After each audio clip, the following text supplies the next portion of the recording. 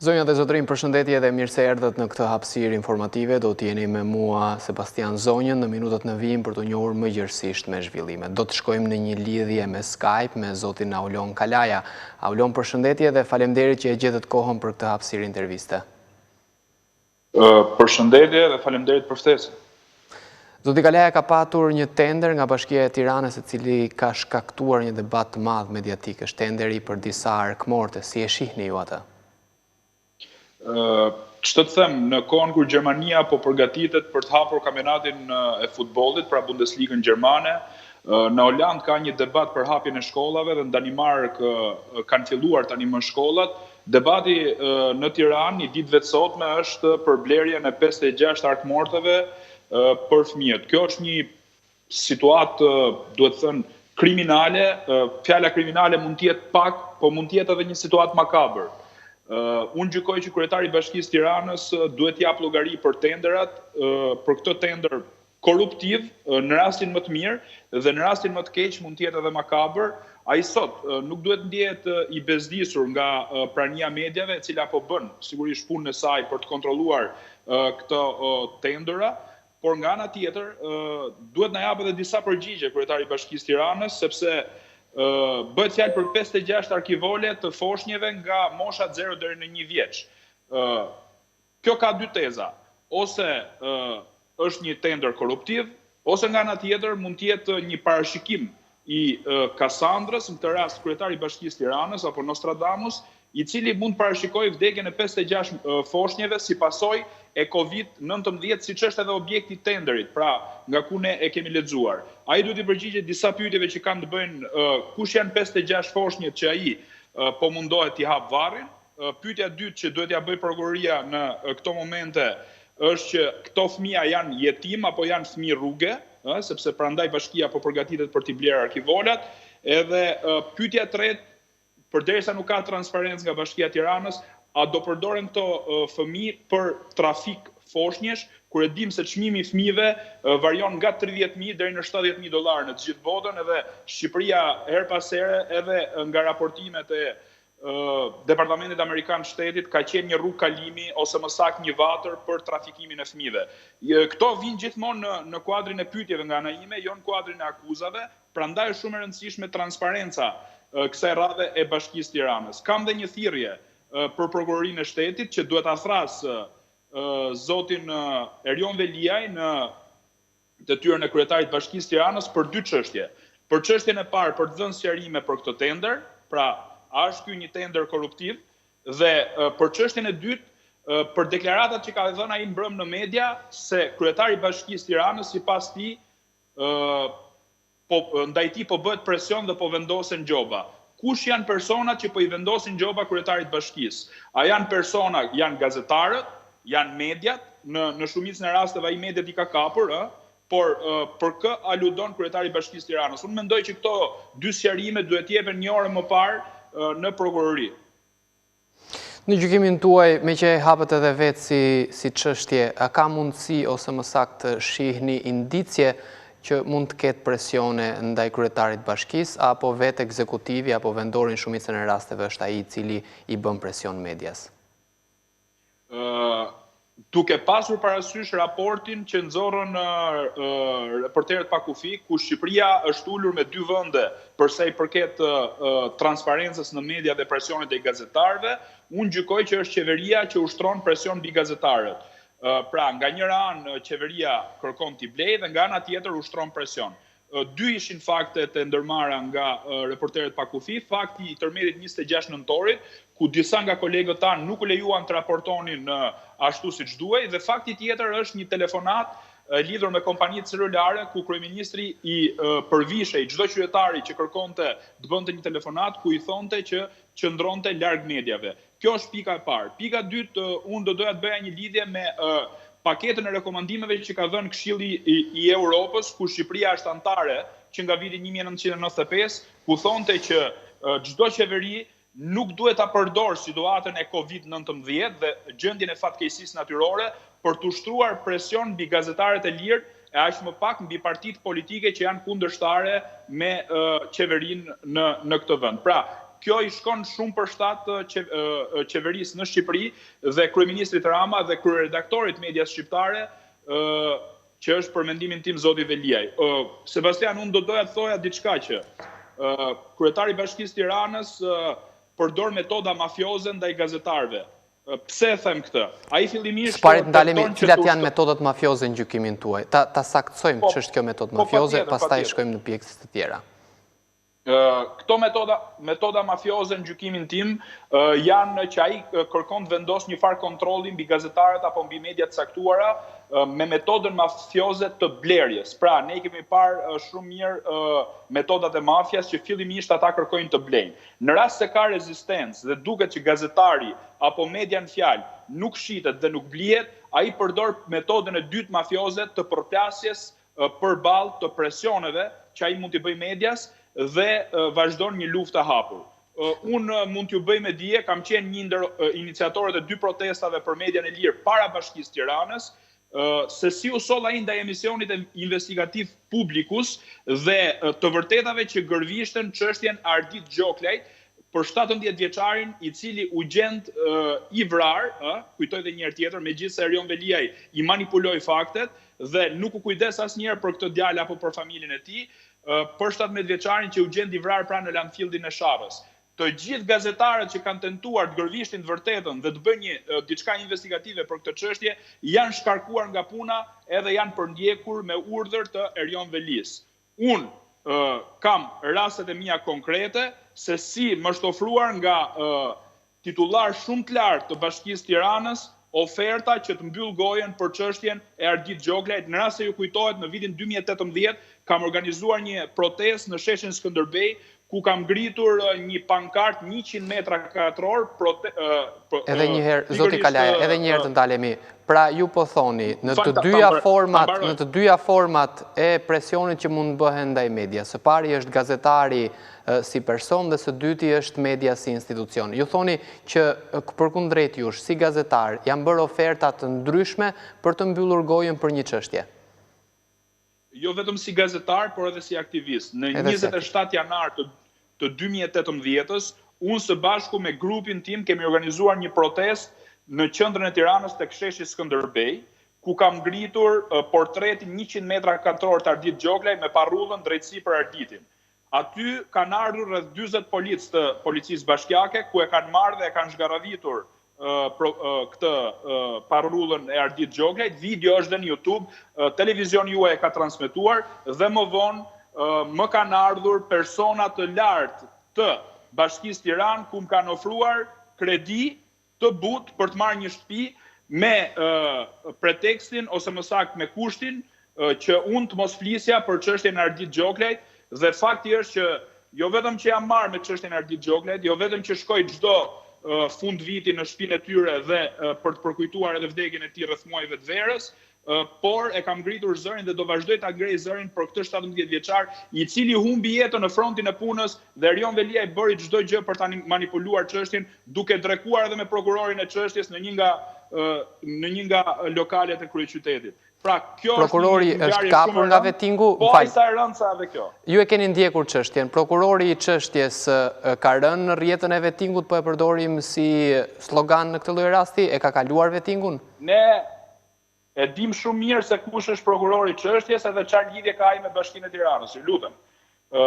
Për të mos i bërë bisht edhe çështjes parë, do gjykoja që kjo çështja 56 arkmorteve vetëm Ora News po merret me këtë. Shikoni media me vëmendje në këto momente. Duhet ta kryqëzonin kryetarin e Bashkisë Tiranës. Prokuroria duhet vendosej në lëvizje në kohën kur në të gjithë botën nuk ka vdekur asnjë foshnjë dhe nuk është porositur asnjë arkivol për foshnjët. Në Shqipëri janë porositur 56 arkivole për foshnjët. Ky është skandali më makabër që ka ndodhur. Për mendimin tim, kryetari i Bashkisë Tiranës, në rast se nuk bën transparencë për këtë çështje, duhet të dorëhiqet. Pra të jap dorëheqjen dhe në rast se mbron këtë skandal, në rast se jep sqarime të tjera, të cilat deri tani ka munguar vullneti për t'i dhënë këto sqarime, sepse ne kemi parë që e ka mbrojtur këtë tender edhe publikisht, unë gjykoj që Erion Veliaj nuk ka asnjë lloj raporti me të vërtetën. E kuptoj. Do të ndaleshim në një tjetër temë, zoti Kalaja, siç e cekët edhe ju si aktivisti shoqërisë civile. Ka një pandemi mbarbotrore të koronavirusit këto kohë dhe ju kemi parë shpesher teksa ndihmoni shumë qytetarë. Si e shihni shoqërinë civile në këto momente, pushtetin vendor, por edhe më tej ndihmat që po jepen nga pushteti qendror? Në të treja shkallët do doja që të ndaleshim. Së pari, shoqëria civile në Shqipëri në rastin më të madh saj është e korruptuar. Kjo tregon vetë fakti që për skandalin që ka bërë Bashkia e Tiranës për 56 arkivolët që i kanë tenderuar dhe ka vjedhur në të në rastin më të mirë, siç e thash, nuk kemi asnjë shoqat të këtyre fëmijëve, të cilat përfitojnë megafonde nga të huajt edhe në Shqipëri, të cilët janë të korruptuara, nuk kemi asnjë reagim. Pra, kjo duket se këto shoqata janë në kontrollin dhe në dorën e Erion Veliajt.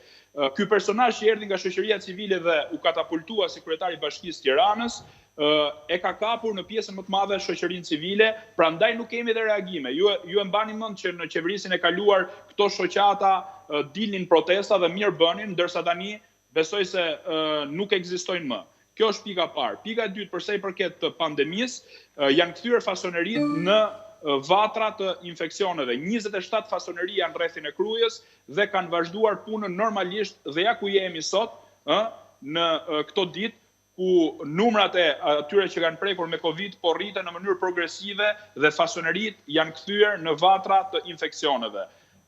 Pra, çfarë do të thotë kjo? Do të thotë që paketat e kryeministrit Rama nuk kanë qenë efektive, do mjaftonin vetëm 15 milion euro për 70.000 të punësuarit në këtë sektor, që t'ja u jepnin pagat dhe t'i mbronin këta njerëz nga infeksioni.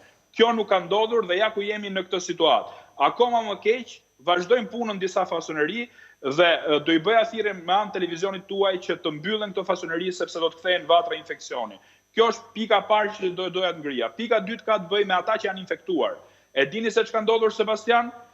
Për te çdo logjike, për te çdo lloj konfidencialiteti të pacientit, kanë dalë emrat e të smurëve në Krujë. Unë personalisht posejdoj mbi 48 emra të atyre që janë smur. Sigurisht që nuk i bëj publike, sepse nuk ma lejon etika e gazetarit, por do doja t'i bëja thirrje institucioneve shëndetësore të mos luanin me dy standarde.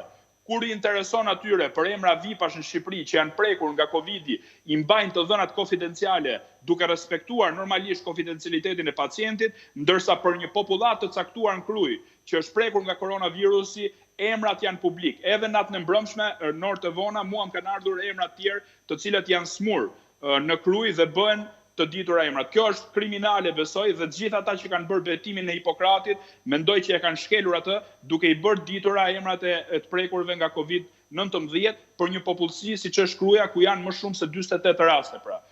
Kjo është shqetësimi i dytë. Dhe shqetësimi i tretë, më shkruajnë 2 zonja të cilat janë prekura nga Covid-19 në zonën e fshatrave të Fushkrujës dhe më thonë që janë shqetësuara, i kanë kërkuar autoriteteve shëndetësore kite dhe teste për të bërë, sepse ata kanë dalë gjatë të smura me Covid-19, pra të infektuara, por janë të shqetësuara për familjarët e tyre.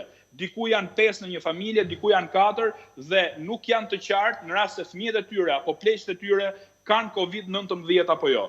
Kjo është një thirrje dhe do doja që t'isha zëri i tyre në këtë rast, t'i bëja thirrje Ministrisë Shëndetësisë, Shëndetit Publik, t'i testojnë këta njerëz sepse bëhet fjalë për familje të cilat jetojnë bashkë dhe bëhet fjalë për familje të cilat janë të prekura nga tërmeti. Shtëpitë i kanë trënuara dhe jetojnë në kushtet e mbijetesës në këto momente që flasim. Pra, tërmeti i goditi shtëpinë dhe Covid-19 i ka prekur në shëndet tani. Imagjinoni çka kushtesh jetojnë ata. Nuk bëhet fjalë për distancim social apo distancim fizik në çadër.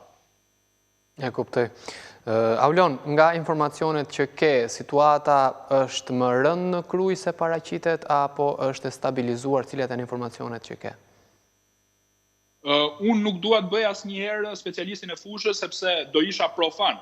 Por nga situata që unë kam jetuar atje, sepse pjesën më të madhe të karantinës e kam jetuar në Fushkruj, dhe kam një informacion sigurisht edhe nga njerëz që punojnë fasoneri, burimi infeksioneve, spari duhet ta themi që është fasoneria, që sigurisht aty operojnë 27 fasoneri dhe do duhet të mbylleshin që në kryet herës. Raportohet për më shumë të smur, por nga ana tjetër shifrat janë kontradiktore. Për ta thënë këtë gjë, mjafton vetëm një fakt. Sebastian, para 2 ditësh, media shqiptare u mor me lajmin që në Tiranë nuk kishte asnjë smur nga Covid-19 dhe të gjithë u gëzuam. Por lajmi nuk duhet të ishte ky i nderuar. Lajmi para 2 ditësh duhet të ishte që 18 nga 25 rastet ishin nga Kruja. Ky është shqetësimi. Do fillojmë të bëjmë dallime tani që nuk ran Tiranë dhe ran Kruj. Pra, qytetarët e Tiranës janë më të rëndësishëm se qytetarët e Krujës. Dhe pse ishte mashtrim edhe ky lajm?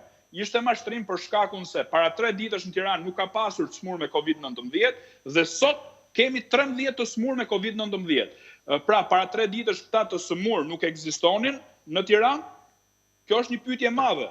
Pra, qeveria e cila po e dirigjon lojën në këto momente vetëm nga një institucion që është Instituti i Shëndetit Publik, i cili e ka humbur besueshmërinë, sepse ne kemi parë që në Shqipëri janë bërë analiza edhe nga institucione tjera private, që qeveria nuk pranon që ata të funksionojnë në Shqipëri, për shkak se informacionin duan ta mbajnë vetëm në një dorë, në dorën e dirigjentit që në këtë rast është kryeministri.